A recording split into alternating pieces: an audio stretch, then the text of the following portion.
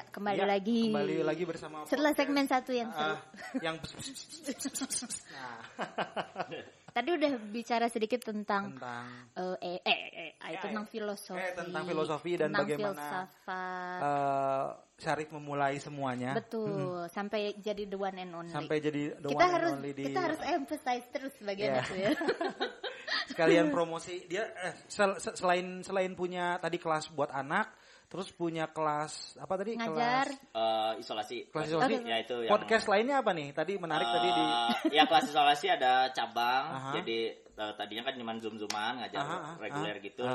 Sekarang ada podcast namanya Mabilog. Mabuk sambil dialog. Ini udah launching, udah ada. Udah ada satu. Satu. Judulnya Terjerembab di Filsafat. Gitu. Jadi mahasiswa filsafat itu dikumpulin dan pas ditanya alasannya semuanya terjerembab. Jadi nggak ada yang niat masuk filsafat. Ada yang alasan finansial karena yang filsafat paling murah. Ada yang matematiknya hancur semua sehingga masuknya filsafat gitu ya. Gitu. Tapi ya udahlah kan jalan orang. Bukannya gitu. Filsafat tuh malah cukup seksi ya maksudnya. Ya itulah seksi. Kalo tapi kan kerjaannya nggak jelas ya. Kerja nggak jelas. Terus kalau calon mertua tanya nih dari filsafat tuh nggak jelas. Sama kayak seni rupa. Iya. Langsung diajak berpikir. Iya mau jadi seniman ya. Ini murni gitu maksudnya. Ya sih kalau desainer gampang ya kayaknya. Ya, yang bikin ini ya, dia bikin poster, bikin kan langsung jelas gitu. Jelas. Tapi kalau seniman, aduh. Bagi filsuf apa gitu? Apa itu? Gak jelas. Ya benar. Oke, sekarang kita mau masuk langsung ke ke ngomongin AI. Ya. AI, artificial intelligence. Tadi udah ya brief sedikit dulu introduction-nya. Kenapa kita hari ini membahas dari AI? Budaya-budaya populer yang kita makan dan kita cerna. Banyak makin kesini kan makin banyak banget ya. Ya. Film-film science fiction tentang AI gitu. Okay. Nah, kalau dari kacamata pegiat filsafat nih. Kalau AI itu gimana? AI sih sebenarnya pembahasan filsafat yang sekarang makin agak kenceng ya, terutama sejak Harari itu ya. Harari mulai agak melihat bikin buku Homo Deus itu ya. Kemungkinan bagaimana hubungan manusia dengan AI ini. AI. Dan teknologi ya. Teknologi secara umum. Nah, sebenarnya ada banyak pandangan sih ya. Kayak misalnya sebenarnya kalau para filsuf yang cenderung klasik terus fenomenologis gitu, itu biasanya agak membela manusia ya, mati-matian ya. Dalam arti ya nggak mungkin lah AI itu bisa sepenuhnya menggantikan manusia, paling berpartner aja gitu ya, saling melengkapi gitu. Mungkin kalau aku pinjam satu pemikiran, ada pemikir namanya John Searle ya, itu dia pemikir akal budi ya, jadi memang fokusnya pada filsafat tentang pikiran gitu ya. Nah, dia bilang bahwa AI itu sebenarnya pada titik tertentu memang bisa sih ya untuk menggantikan beberapa hal dari manusia. Tapi ada yang berbeda. Nah, dia bikin analogi namanya Chinese room argument. Nah, jadi Chinese room argument itu untuk menunjukkan bahwa AI itu punya keterbatasan. Jadi misalnya gini, ini ilustrasi yang diciptakan oleh John Searle ya. Jadi misalnya Vincent ada di satu ruangan, ruangan tertutup gitu. Di situ ada buku-buku tentang bahasa Tiongkok, semua informasi, kamus. Nah, tapi sebenarnya Vincent tuh nggak bisa bahasa Tiongkok. Nah, di luar ada orang yang memasukkan pesan pada ruang itu, pada ruangan tempat Vincent diam itu. Dan dia bisa ngerti Mandarin gitu ya. Tanya misalnya, can you speak Chinese? Vincent mendapatkan pesan itu kan, baca nih, nggak ngerti kan? Lalu Vincent buka kamus, belajar, menjawab, iya, tapi dalam bahasa Mandarin, dikirim keluar. Nah, yang di luar kemudian, wah ini bisa ngomong. Dia kirim pesan lagi, terus Vincent mempelajari terus sampai akhirnya bisa. Nah, menurut John Searle, begitulah cara AI bekerja. Harus tetap dari input dari luar gitu. Ya, jadi maksudnya adalah AI itu bisa luarannya sama, dia akan terlihat seperti bisa Mandarin gitu. Jadi orang yang itu nggak akan melihat bedanya bahwa ini AI, ini bukan. Tapi kata Searle, ada perbedaan dari orang yang mengerti bahasa Mandarin dengan orang yang mengerti simbol-simbol Mandarin gitu. Dan AI ini ada pada sebatas manipulasi simbol itu. Jadi dia tidak mengerti makna dari apa yang dia bicarakan itu. Tapi dia bisa untuk sekedar merespon atau jadi di situ kelihatan bahwa bahasa memang simbol yang kemudian dimaknai oleh dunia bahasa pemrograman itu ya. Jadi ya itu si John Searle itu mau menjelaskan bahwa AI sekuat apapun, sehebat apapun, karena kan dia mau membantah argumentasi tentang strong AI itu ya. Jadi bahwa AI itu ada yang memang nggak ada bedanya kelihatannya dari manusia. Tapi itu yang dibela oleh para filsuf tertentu itu adalah bagian inner world itu. Dunia subjek yang di dalam itu nggak bisa digantikan oleh AI. Itu limitnya ya? Limitnya. Jadi mau dia bicara Mandarin sehebat apapun, jadi Vincent bisa belajar dalamnya canggih, tapi dia menggunakannya hanya dalam sebatas simbol-simbol yang merespons itu. Jadi itu ya batasan yang bikin beda AI dengan manusia tuh. Inner world-nya itu. Inner world-nya. Jadi ibarat musik udah ada kan namanya Emily Howell, itu musik AI. Mainnya bagus, ada emosinya, tapi nggak punya feel-nya. Mungkin feel juga udah bisa dimasukin ya. Feel dalam arti feel eksternal tuh kalau dengerin tanpa tahu ini AI, kita akan anggap itu manusia. Tapi AI mungkin nggak punya yang namanya inner world itu. Jadi misalnya kalau manusia kan bisa datang ke tempat pertunjukan lalu dia mainnya sambil malas, sambil hatinya nggak enak, lalu itu berubahan main. Kalau ini dia konstan gitu ya. Jadi sesuai dengan bagaimana dia di input. Nah, ini masuk lagi ke pertanyaan. Mungkin nggak kalau kan ada sekarang proses deep learning. Jadi ada AI itu udah evolve gitu ya. Bukan evolve dianya, tapi sistemnya. Ada namanya machine learning, ada deep learning. Ketika dia deep learning, dia kayak belajar sendiri itu. Kayak si Her itu. Di dalamnya dia udah berkomunikasi sendiri gitu. Kayak dia bisa nggak dari program usernya gitu. Nah, kalau misalnya si AI ini mampu deep learning secara terus menerus ya, dan dia bisa mengkoneksi semua input data yang dia dapat. Mungkin nggak, ini berkaitan dengan yang tadi inner world tadi, mungkin nggak dia bisa punya emosi? Ya kalau emosi sebagai satu respons hormonal gitu mungkin aja sih. Kalau emosi kita anggap sebagai struktur dari akal budi juga ya. Kan kadang-kadang orang emosi juga sebenarnya dihubungkan dengan sesuatu yang rasional kan sebenarnya. Kalau itu dianggap emosi itu dianggap ada hubungannya dengan pikiran, aku rasa bisa ya. Jadi dia kayak silogisme gitu ya? Kan sebenarnya kalau dalam filsafat yang udah agak baru gitu ya udah nggak mesti memisahin antara pikiran dengan tubuh dengan jiwa gitu. Bahkan kalau pemikir kayak Merleau-Ponty bilang berpikir itu dengan seluruh tubuh, udah bukan lagi pakai otak gitu. Nah itu bisa mengaitkan emosi dalam sisi itu. Cuman aku pikir yang nggak bisa tuh kan ya emosi dalam arti yang sangat dinamis itu ya. Yang manusia tuh aku pikir bisa random gitu kan, bisa kayak itu yang bisa tadi contoh yang menarik sih tadi waktu kayak main musik ke panggung, waktu jalan ke panggungnya ada yang nyenggol atau dompetnya hilang, moodnya jadi manusia tuh bisa di luar apa yang dia mungkinkan sendiri gitu. Kalau manusia tuh bisa kayak mau manggung terus dia kayak gue malas mau mau hijrah atau apa dia bisa gitu. Jadi walaupun misalnya si AI bisa mengkorelasi data jadi sebuah emosi, tetap akan beda gitu. Ya setidaknya untuk sekarang ya. Walaupun gini, argumentasi saintis untuk masa depan itu kan selalu suatu saat akan gitu. Nah, itu kemudian diejek juga oleh filsafat. Itu mah gaya-gayaan saintis aja, suatu saat akan. Aku kabur dulu. Tenang, ini bukan filsuf, ini penggiat. Aku juga bukan saintis deh, penggiat sains. Penggiat sains. Kan kita udah punya term baru nih sekarang di podcast untuk kita nyebut diri kita penggiat. Jadi lebih terima kasih. lebih aman. Ya, jadi tadi ngomongin apa sih? Oh, itu saintis ya. Ada dari dulu kan soal apakah manusia akan digantikan. Itu udah dari dulu. Aku pikir memang ada sebagian yang terjadi, tapi sebagian lagi masih jauh gitu, dan kayaknya nggak kebayang. Kayak udah mulai ada penjelasan tentang nanti bisa ngupload otak gitu ya. Jadi Aristoteles kita baca algoritmanya, lalu kita bisa hidupkan Aristoteles gitu.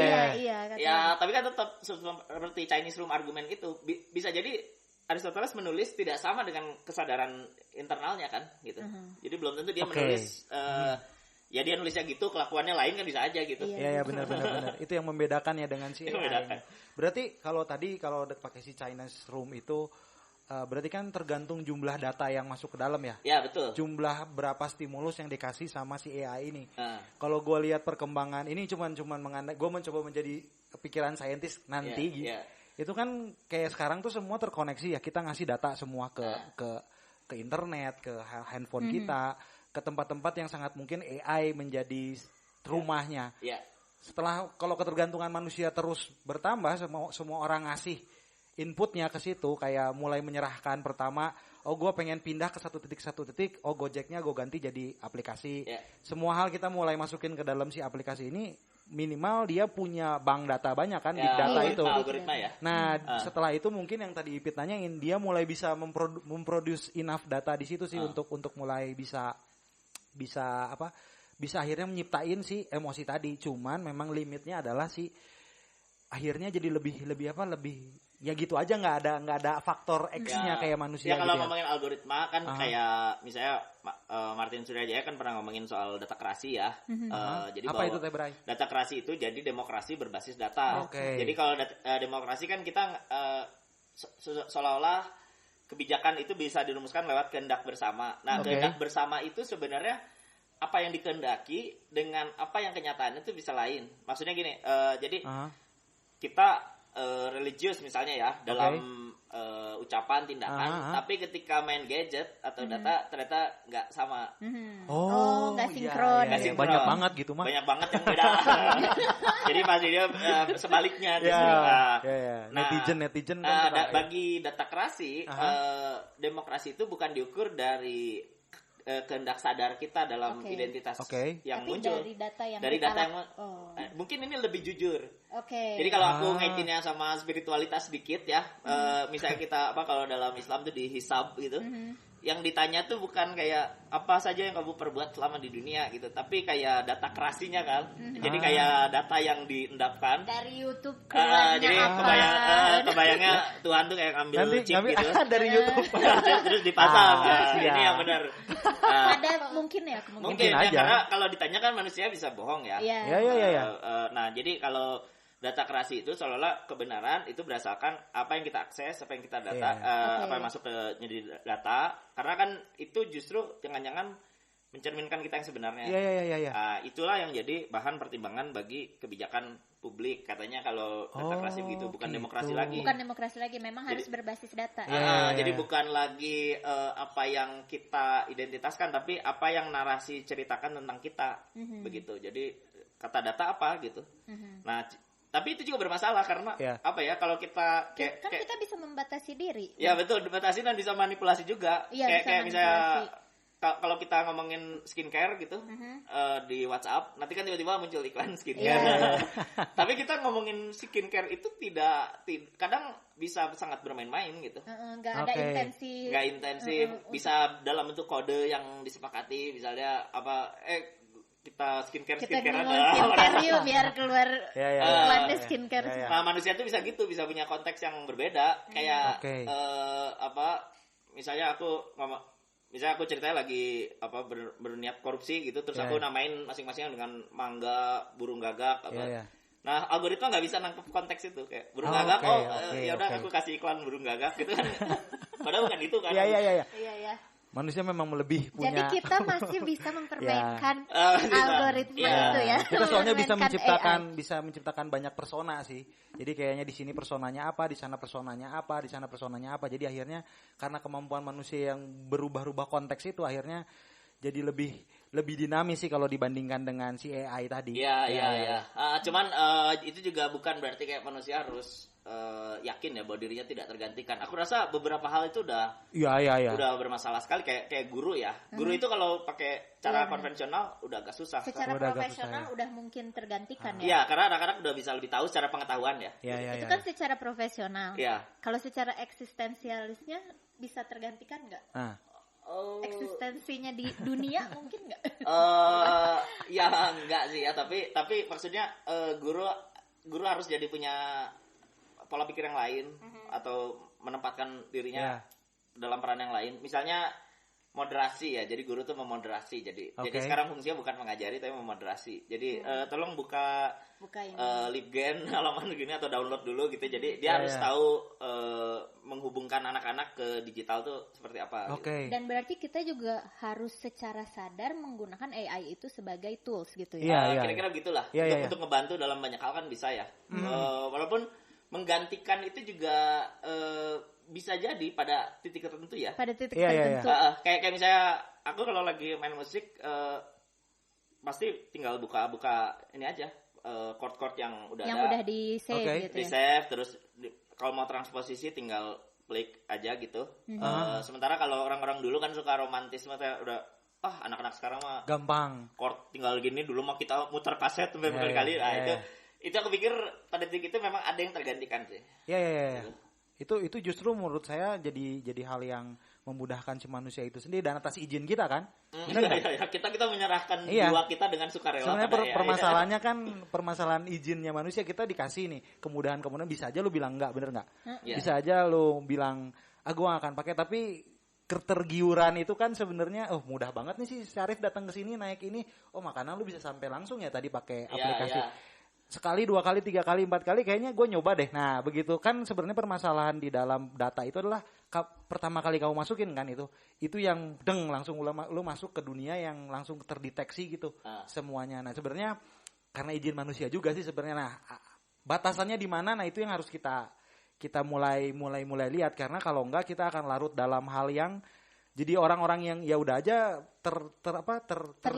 terlena dan terdirect sama data yang data ini. Dan yang punya data kan ada lagi nih yang mainin ya. Bener nggak? Nah, akhirnya jadilah permasalahan hari ini sih. Ya, kalau dibilang apakah filsafat itu menentang AI, ya aku yakin menentang, karena filsafat itu kan mengajarkan otonomi berpikir ya. Dan kalau ada AI kan terganggu. Tapi bahwa filsafat itu juga wajahnya berubah sejak adanya teknologi macam-macam itu ya sangat terbantu. Jadi ya kebayang bener dulu harus baca teks Aristoteles bener harus ke perpustakaan mana gitu. Sekarang mah download aja terus langsung, kalau nggak ngerti ditranslate langsung gitu. Semua sangat mudah gitu. Jadi secara disiplin sekarang ya disebut dari, kalau kita udah bahas dari podcast yang pertama sampai sekarang, disiplin tuh sebenarnya harus disiplin ilmu ya, harus ngikut, balance ya. Harus ngikut terus perkembangan ya.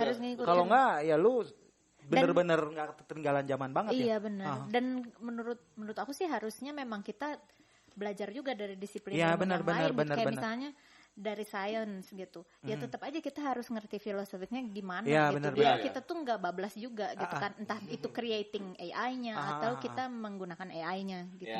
Tapi saintis biasanya nggak peduli ya sama kegedean ego ya. Karena saintis menganggap filsuf sains itu omong kosong. Nah di podcast setelah ini kita mau coba hubungin semuanya. Kapan lagi? Oke, udah kita break dulu ya. Menjelang segmen 2 nih, menarik banget kayak selalu betul-betul menarik ya. Tapi memang ini hal yang cukup menarik karena ini berhubungan banget sama hari ini, apa yang kita lihat sebagai manusia-manusia modern hari ini.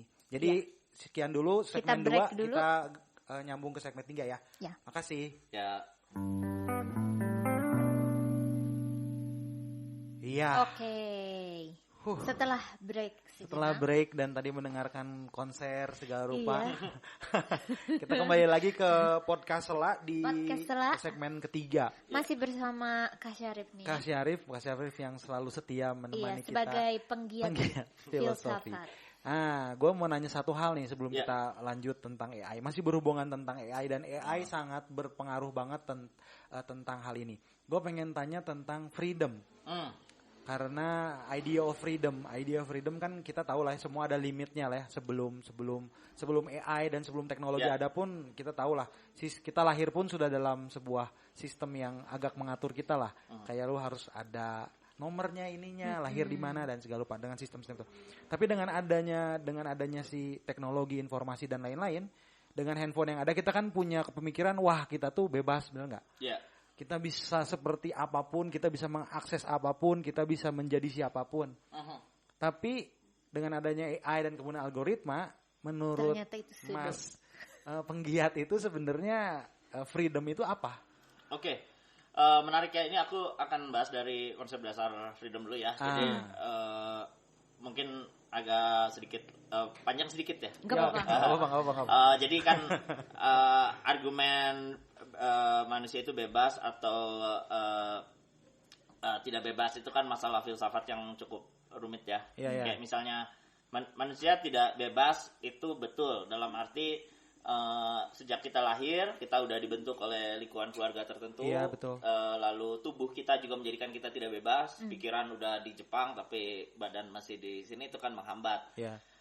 Lalu ada juga tidak bebas karena bawah sadar ya. Jadi ada orang yang kemudian bisa melakukan kejahatan bukan karena kesadarannya tapi karena bawah sadarnya gitu. Nah itu kan jadi yang nggak bebas yang mana, kesadarannya? Ya jadi tindakan dia jadi bukan didorong kebebasan kan, jadi konsep kebebasan jadi aneh ketika dilakukan sama bawah sadar gitu. Jadi misalnya aku ngomong filsafat gini bisa jadi antara kesadaran tapi didorong tidak sadarnya juga gitu karena memang udah numpuk atau apa ya. Terus ada juga ketidakbebasan karena alasan teologis ya, jadi takdir itu ya. Jadi gimana bisa manusia bebas, kan semua sudah diatur, semua sudah dicatat, semua sudah ditakdirkan gitu sudah ya. Sudah ada suratannya. Nah, jadi dari argumen-argumen tersebut sih kelihatannya bahwa manusia itu tidak bebas sebetulnya gitu. Istilahnya deterministik ya, jadi tergantung pada sesuatu yang di luar. Nah tapi argumen filsafat lainnya menolak, karena kalau manusia tidak bebas berarti pertama hukum menjadi nggak masuk akal dong gitu. Orang dihukum karena karena dia melakukannya dengan bebas kan, kejahatan itu. Tidak berdasarkan aturan. Tidak berdasarkan sesuatu yang di luar. Masa orang nyuri terus kita bebasin aja, dia kan mencuri karena bawah sadarnya. Dia kan mencuri karena keluarganya begitu. Ya udah bisa dihukum.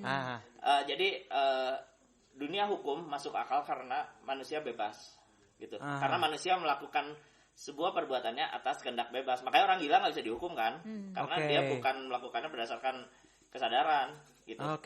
Nah, terus itu argumen pertama tentang kebebasan ya, bahwa karena manusia itu hidup dalam suatu lingkungan yang berbasiskan hukum, maka itu mengasumsikan kebebasan manusia. Terus yang kedua ada yang namanya godaan ya. Selalu ada. Godaan itu menunjukkan manusia bebas sebenarnya. Karena kalau ada godaan berarti kan kita punya pertimbangan ya, mau diambil apa enggak gitu. Terus ya karena ada daya pertimbangan itu berarti kayaknya manusia tuh bebas deh gitu. Terus manusia tuh ada tanggung jawab. Jadi abis dia melakukan sesuatu, dia bertanggung jawab atas apa yang dilakukan. Berarti itu juga bentuk kebebasan. Itu juga bentuk kebebasan.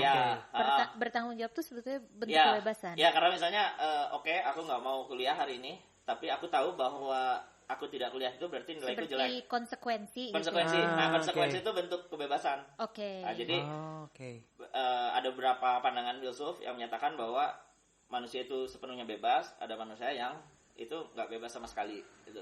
Nah, itu dua-duanya tadi seperti udah dibahas ya, sama-sama si argumennya. Iya kayak kita ngomong tadi pertama kali ya. Di satu. Ya bahkan ada yang bilang gimana caranya biar kebebasan dan ketidakbebasan itu nggak perlu bertentangan gitu. Misalnya orang bebas dalam unsur kehendaknya, dalam unsur pikirannya, tapi dia nggak bebas karena berhadapan dengan hukum alam. Misalnya bahwa dia menjadi tua, dia menjadi mati gitu. Itu kan ada nature-nya gitu. Ada nature-nya. Itu kan nggak bisa ditolak. Mau benar, pikiran kita seliar apapun, tapi kita akan tua, mati dan sebagainya. Itu nature. Itu nggak bisa, pikiran sehebat apapun nggak bisa mencegah itu gitu. Jadi Nah itu argumen yang dalam filsafat sering diperdebatkan ya tentang bebas tidak bebas. Nah, hubungan dengan AI itu teknologi itu ya ada yang bilang teknologi itu membebaskan ya, membuat kita bisa mencapai hal-hal yang tidak dulu limit gitu. Dulu terbatas, bisa ketemu orang yang jauh, bisa bisa merasakan di tempat mana gitu ya. Ya tapi bisa argumen sebaliknya bahwa itu justru keterkekangan yang baru ya, ketidakbebasan yang baru. Misalnya ketergantungan preferensi kita jadi terarah gitu. Kalau nggak ada gadget tuh kayak nggak pede untuk menyampaikan pengetahuan gitu.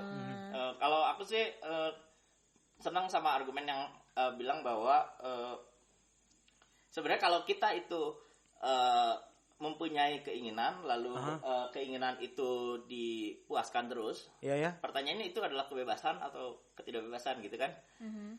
Nah, kalau dalam argumen filsafat tertentu justru itu tidak bebas. Ketidakbebasan. Karena berarti kita tunduk pada hasrat. Kita jadi budak dari hasrat kita. Wow. Ya kan? Iya. Kalau misalnya orang banyak duit terus aku pengen apapun aku bisa nih. Sebenarnya dia tuh bukan bebas. Dia tuh jadi budak dari hasrat dia. Iya.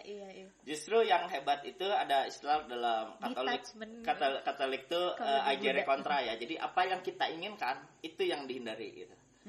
Ya kalau di Buddha juga ada. Ya Buddha gitu ya. Jadi misalnya kita senang minum anggur, anggurnya taruh nggak diminum. Kita minum. Berat kan? Nah itu ajare kontra. Berarti apa yang paling diinginkan itu ditolak. Untung gua mah nggak ingin anggur. Jadi nggak apa-apa. Dengan begitu dia bukan lagi budak bagi nafsunya, tapi dia jadi tuan kan. Dia yang menentukan. Dia yang menentukan hasratnya gitu. Jadi kita juga sebetulnya kalau menggunakan teknologi harusnya seperti itu. Harusnya gitu, harusnya hubungan bebas istilahnya ya. Jadi no string attached. Jadi teknologi ini kalau nggak ada, ya oke. Jangan sampai nggak ada teknologi kemudian jadi nggak bisa apa-apa gitu. Iya. Jadi kita harus jadi tuan bagi teknologi ini. Oke. Jangan jadi budak-budakan berarti justru kalau nggak ada ini kita. Iya, adiktif gitu. Iya. Itu. Maaf ya terlalu banyak narik teori. Enggak apa-apa, enggak apa-apa. Malah supaya ngerti sih konsepnya sih sebenarnya. Iya. Tapi tadi menarik. Ini agak keluar konteks. Ya enggak apa-apa, silakan Ibu Ipit. Tadi yang masalah kebebasan, basic teori kebebasan tadi gitu kan. Misalnya nature-nya membatasi. Iya. Nah, si AI ini juga kan sekarang memungkinkan, nggak tahu sih ke depannya gimana, tapi kayaknya proyeksinya gitu ya. Kita bisa misalnya keeping our memory atau keeping our knowledge gitu dalam bentuk teknologi si AI ini gitu. Ketika misalnya semua pemikiran, semua knowledge yang misalnya ada di aku gitu, terus aku taruh di satu hardware gitu kan, di-upload gitu kan, terus nanti mati aja, tubuhnya mati gitu. Tapi pemikiran kita semuanya ada di situ. Itu gimana? Apakah itu berarti masih bebas pikirannya atau gimana ya? Ya menarik. Jadi pikirannya itu kita udah sebenarnya menariknya adalah sebenarnya kita semua melakukan itu ya, tapi tidak selalu dalam bentuk otak ya, tapi dalam tulisan itu misalnya kan itu juga bagian dari jadi kayak legacy gitu. Cuman emang yang menarik adalah kemungkinan emang menghidupkan kembali. Saya ditanam chip ya. Terus chip itu kemudian di resurreksi lagi jadi orang new lagi. Person. Iya. Jadi kayak gitu. Itu menarik sih, cuman aku rasa mungkin kalau itu pakai logika AI kayaknya bisa diwujudkan ya. Tapi balik lagi ke Chinese room argument itu, mungkin dia akan berbeda gitu. Ya inner world-nya beda. Iya. Jadi kayak gini lah. Apakah Vincent yang sekarang ngomong itu adalah Vincent yang di luar yang ngomong, itu kan kita nggak tahu. Oke. Itu mungkin dia ketika di podcast ini menjadi Vincent yang versi podcast. Iya. Nah, ketika di luar beda lagi. Mungkin dia benci seni sebenarnya misalnya. kayak aku kalau tahu sih. Iya. Aku kalau di luar obrolan filsafat ya malas ngomongin filsafat sebenarnya. Tapi orang taunya misalnya kalau ada yang DM nanya referensi buku, seolah-olah aku tuh dalam semua kondisi harus berfilsafat terus kan. Kan terkadang lelah ya. Lelah dong. Lelah, dan mungkin yang berfilsafat ini yang palsu itu ini. Yang persona itu ini. Jadi mungkin AI bisa menampakkan sisi-sisi yang ke publik itu. Iya benar. Tapi dia nggak bisa masuk pada sebenarnya dia tuh orang yang seperti apa gitu itu. Aku rasa itu yang kelemahan yang nggak bisa dimunculkan ya. Tapi nih kalau bicara etik gitu tadi soalnya kan kita ngobrol di belakang juga di belakang ini tentang etik, filsafat dekat dengan etik. Misal hal-hal seperti itu gitu. Menghidupkan kembali seseorang dari hasil pikirannya gitu yang di keeping. Itu gimana tuh etiknya kira-kira? Ya, ini ada bioetik yang mirip kasusnya tapi nggak sama, cuman mirip. Jadi tentang manipulasi gen ya. Jadi kayak synthetic biology ya. Jadi etik nggak sih ketika tahu bahwa anak yang dilahirkan itu ada kemungkinan cacat, itu lalu kita antara dimanipulasi gennya atau nggak dilahirkan gitu, atau diaborsi ya? Diaborsi. Nah itu etik nggak sih? Jadi berarti selama ini manusia itu yang cacat itu, yang tidak sempurna itu adalah suatu kekurangan gitu ya? Defect gitu ya. Berarti kan pada titik itu pemaknaan jadi material sekali gitu kan? Gitu. Kan ya mungkin kalau dalam pemaknaan tertentu kan misalnya ada anak yang usus itu kan apalah kalau agama atau apa tuh pinter ya ngerangkum itu jadi sebuah makna gitu ya. Oh, ini mungkin biar apa. Nah, tapi dalam kondisi yang kemudian semuanya bisa dimanipulasi secara saintifik ya aku rasa pasti ada yang terkikis ya gitu. Mungkin aku agak romantik ya tapi ya mungkin kalau tentang kehidupannya gitu ya. Gitulah. Jadi kayak ya seperti kalau misalnya suatu saat penyakit itu bisa hilang, sembuh, dan manusia bisa lebih panjang umurnya gitu. Ya pertanyaannya apa yang membuat manusia mati gitu? Antara bencana atau saling membunuh gitu kan? Ya benar. Berarti kan dari situ kita gagal memaknai penyakit gitu ya. Berarti penyakit itu kan agar manusia bisa mati secara alami gitu ya. Apa disebutnya tuh survival tuh survival of the fittest. Iya, survival of the fittest. Atau apa namanya? Aduh, kemarin itu kita bahas deh sebelum lupa. Aduh, maaf sekali podcast. Agak lupa. Iya. Seleksi alam. Seleksi alam. Ya, jadi itu harus dipertimbangkan ya. Filsafat tuh sebenarnya ngebantu mikir hal yang sebaliknya. Jadi istilah dalam filsafat kan via negativa ya. Jadi kalau kita mikirin A, cara mengetahui A lebih baik adalah dengan membayangkan yang bukan A. Gitu. Jadi misalnya saintis bisa, aku menemukan ramuan agar manusia bisa hidup 200 tahun. Nah, filsafat bisa membantu mikir kalau semuanya 200 tahun terus. Kenapa harus 200 tahun? Iya, dan bagaimana orang bisa mati begitu kan? Kan nggak semua orang tuh pengen hidup terus ya, kayak udah 100 tahun juga udah kayak ngapain lagi aja. Iya. Tapi menurut Kak Syarif sendiri untuk AI ini ya, kita balik lagi ke AI. Perlu nggak sih dibatasi penggunaannya atau ada etika-etika perkembangannya harus sampai mana gitu? Ya tentu selama itu komplementer ya sama kehidupan manusia, aku rasa perlu ada ya. Jadi statusnya membantu gitu. Berarti statusnya dibuat terus sebagai tools aja. Ya, walaupun hubungan manusia dengan tools ini bisa berbalik jadi tuan budak gitu ya. Jadi tadinya manusia yang bikin, tapi manusia yang kemudian yang menyembah itu kan itu sebenarnya ajaran kuno ya, bahwa pemberhalaan itu kan dari ciptaan kita sendiri kadang-kadang. Benar. Itu masih relevan. Ya kalau menurutku benar juga ya. Benar juga. Berhala ini semua udah besok berhenti. Yang bikin patung terus dia menyembah patung. Iya, itu terjadi. Masih terjadi, tidak berubah. Ya aku pikir ada hal-hal yang menurutku masih jauh dari permasalahan AI ini, termasuk misalnya soal ketimpangan ya. Kalau kita selalu bicara soal super humanism, transhumanism itu untuk kelas-kelas tertentu aja. Nah, iya benar.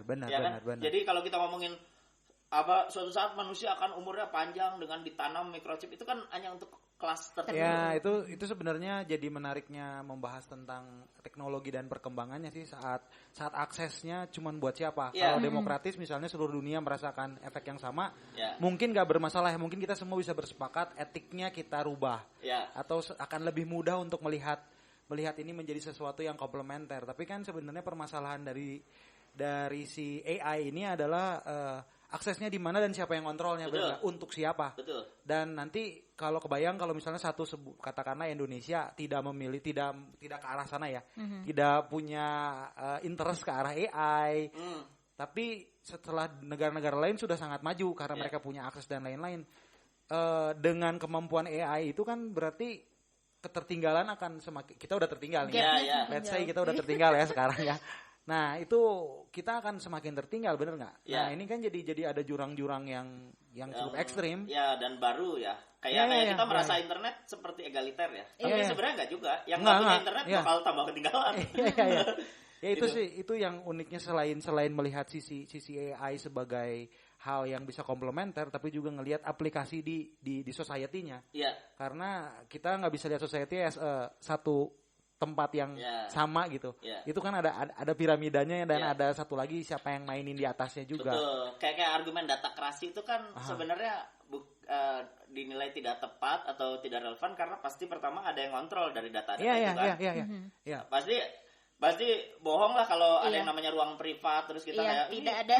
Ini aku encrypted. Ini kok bisa tahu fotoku padahal dia sehari-hari pajang foto profile picture gitu ya. Apalagi temanku ada yang parah banget, dia suka main-main. Ini lihat passwordku cukup untuk 200 juta tahun cahaya. Padahal dia tuh kan lagi ngasihin password sama. Dia lagi main-main cek kekuatan password. Kacau. Ya jadi maksudnya data kerasi itu ada yang mengontrol pasti. Iya. Dan kita selalu terjerumus kan pada pencurian data itu. Bahwa istilahnya pencurian lah karena walaupun kita bilang nggak mau kan tetap diambil pasti.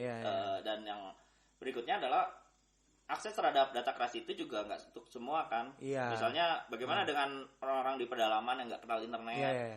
Apakah mereka jadi di luar demokrasi gitu? Nah, itu aku rasa masih panjang ya untuk membahas itu dan mungkin kayak sampai 100 tahun ke depan kita bakal cuman lihat satu robot lucu gitu yang dia akan belum kayak si filmnya Robin Williams.